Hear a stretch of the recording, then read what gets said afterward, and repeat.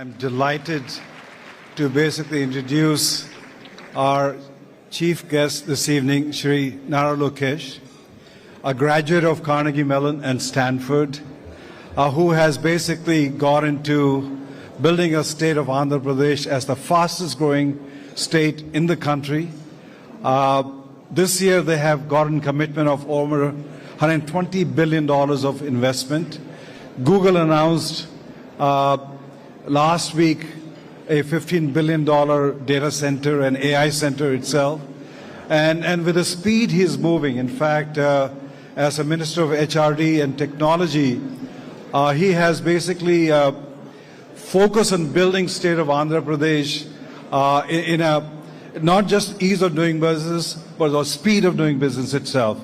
So we are delighted that you could join us this evening. I welcome you to the stage. Please join us here.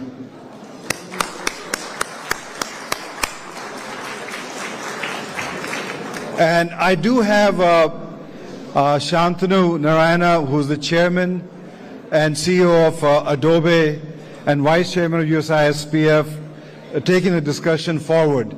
Can I request people in the back, just please pay some attention. Please, at least a courtesy to the minister, spend some time there. Thank you. Thank you so much. Are we on? Yeah. First, as Mukesh said, it's really a pleasure to be here. And thank you, John, and thank you, Mukesh, for your leadership with USISPF.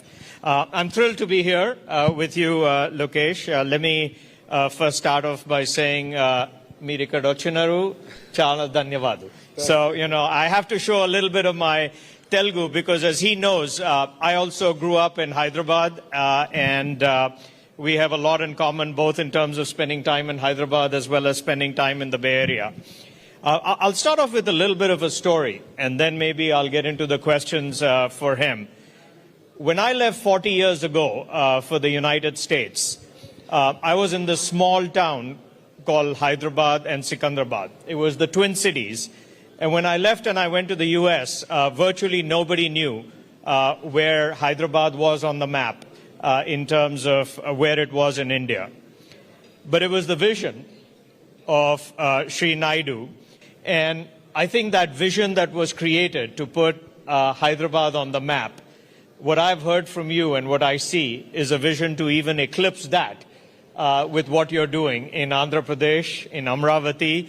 And so why don't I first start off and give you the opportunity to just talk about your vision, your father's vision, and as you said, you're actually a third generation in terms of giving back to the community. So with that, why don't you start?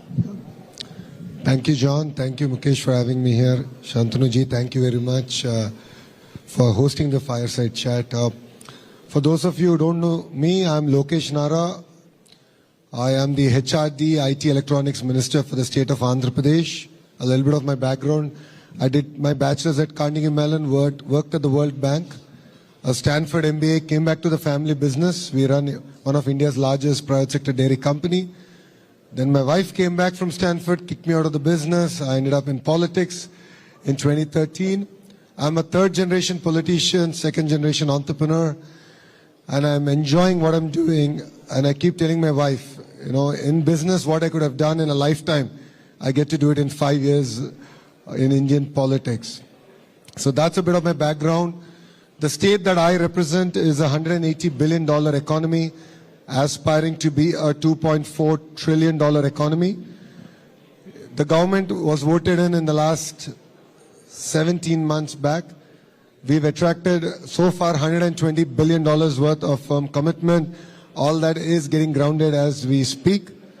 Two of the marquee investments which we're particularly proud of, one is of course Google, who are now investing close to $15 billion.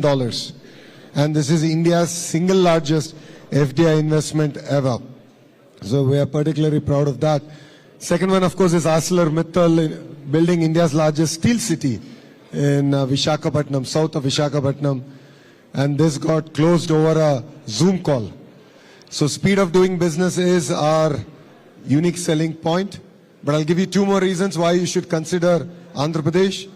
First one, of course, is speed. The second one being our leader, Mr. Naidu, has a track record of building cities, and we are out to do it all over again, this time at a state scale. Third is, in India, I'm sure you would have heard of double engine Sarkar, which is the federal and the state government being from the same political establishment. Yes, there are quite a few double engine Sarkar states, but there's only one double engine bullet train Sarkar, and that is in the state of Andhra Pradesh. Under the leadership of Honorable Prime Minister,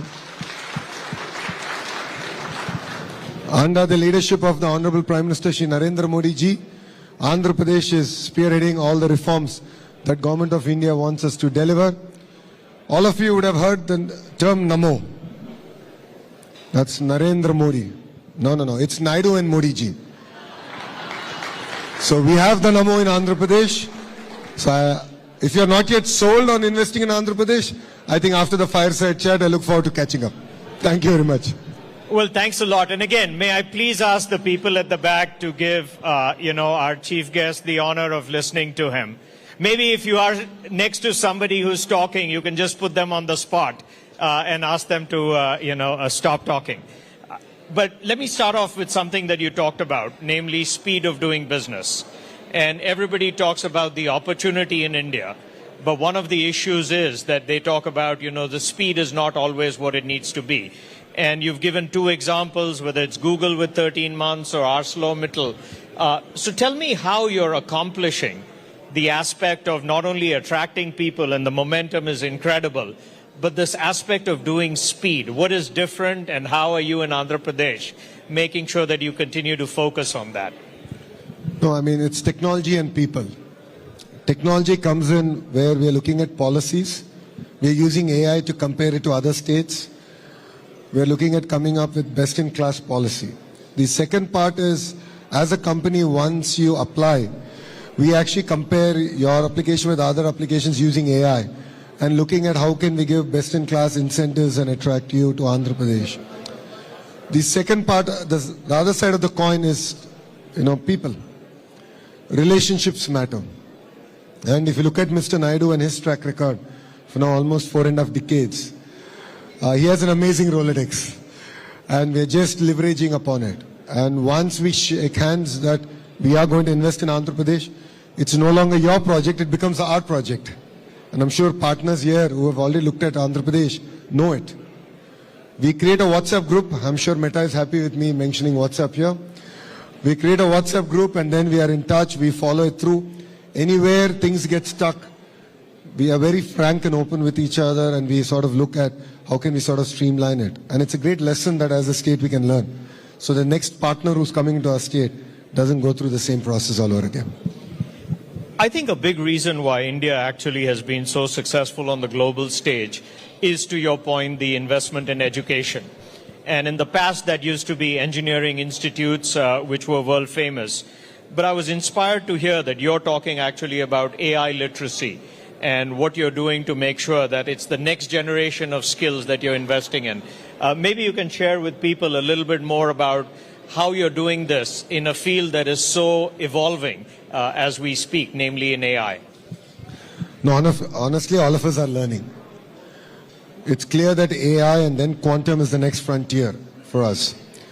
So, as earlier I was telling, we are very focused on the cluster-based approach, where we look at not only bringing in the companies, but the entire ecosystem associated with it. And education plays a very important role. So we're using AI as a tool, of course, to impart education, but we're also working with the industry to revamp curriculum in all our colleges and universities. And I'm working hard, hopefully I'll be able to get it through, is to recreate the ISB model for the AI university. I believe that is going to lead, enable us to lead from the front. And I think you'll be pleasantly surprised that Mr. Naidu has been talking about skill census. While other political parties talk about caste census, we are talking about skill census. It's easy said than done because we need to skill assess across multiple traits.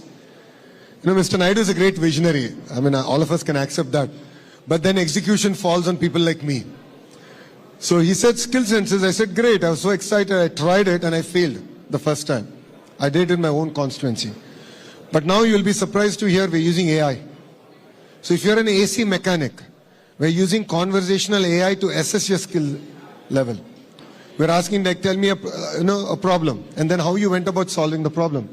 So we are able to assess a carpenter, an AC mechanic, to an AI engineer, and then create this entire ecosystem where skill upgradation or skill development, if I may, is tailor-made. So I think that's what makes Andhra Pradesh again very unique in the way we're doing things. The ambition that you have shown in creating a brand new city, I mean, I think we all have to go back to maybe Chandigarh being the last city that was actually a planned city in terms of creation. To even think about creating a brand new city with the infrastructure that you're trying to invest in Amravati, I mean, that is an incredibly daunting task. Maybe you can speak a little bit to the scale of what you're trying to do in Amravati and, you know, how that's proceeding. See, Mr. Naidu has a track record of building cities. And as you shared, Hyderabad, Secunderabad, Cyberabad. It's a very similar model. So you have Vijayawada, Guntur, and then you have Amravati now coming up. So when the state got split, we were capitalless. So we had to go about figuring out where we would position our new capital. So this is right off the banks of River Krishna. And this is a city designed, planned by Singaporeans. They brought in a lot of their expertise, their knowledge. And then we're working with Government of India on various funding models. We're done with the first part. So we're going about executing it. Because honestly, it's India's time. As John has said, India is either going to be number one, if we don't do our job right, number two. We as in politicians. We have a potential to be number one. That means we need to build new cities. While existing cities are getting choked, we should use the existing infrastructure but build new ecosystems. What we've done is we've made farmers part of the entire ecosystem. So 30,000 farmers came forward, gave their land, we pooled all the land, created all the infrastructure, developed land back to them and part of it to the state. So I believe this is a model that's workable, and this is a model that I believe that could lead the way for India to build new cities and ecosystems. I always say that when I grew up, people used to say, go west, young man. I really believe that today, if anybody is growing up in the US, you'd say, go east, young man. But maybe just a message to the people here in terms of those who are considering investment in India and in Andhra Pradesh. Why you think, as you pointed out, it's India's time. And then I don't know if we have time for a few questions, but I'd just like to give you this opportunity to tell them all the things that you've been sharing with us as a board of what's exciting and happening. I'm sure quite a few of you are from California. So you think about Andhra Pradesh as California of the East. So we have an amazingly long coastline, a beautiful cities, ecosystem getting built across the state. For people who have followed Hyderabad and its growth trajectory, there's a leader who has a track record and is sharing with the board that it is India's time, and in India it is Andhra's time. What you're seeing is history getting created in front of your eyes. It could be with Google, it could be the project we have done with Meta, it could be the investment that ArcelorMittal is now doing. We are creating history. And I request all of you to come visit us, see what we are doing, and please don't miss this bus. Together we can create history. And coming back to John, India will be number one. The question is, can we do it before 2047?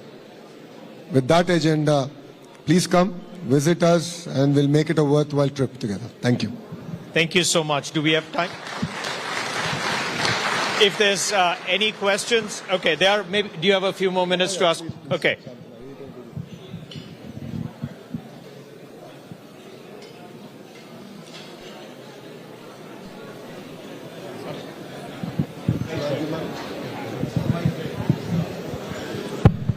Thank you, sir. Hi, Arundeep here from the Hindu newspaper. I'm just curious. A lot of states in their electronics and semiconductor manufacturing plans are talking about how much the diaspora coming back is helping them in terms of experts who are abroad.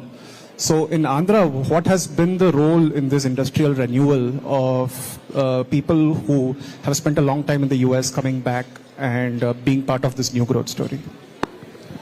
No, that's a very valid question. Brain drain to brain gain, if I may. I think that was your question. We are seeing a lot of interest for youngsters who spend a decade or less than a decade in the West looking forward to coming back. And with the kind of ecosystems and clusters that we are building, I've shared with the board that we are looking at a very decentralized development. And if there's something that we can learn from our neighbors, is the power of cluster. So take electronics manufacturing. How can I get the 1,000 companies that end up creating the entire ecosystem that then Apple takes and makes an amazing iPhone? So we're looking at building multiple clusters. Work's already done. They're at different stages. That's what I call as the verticals.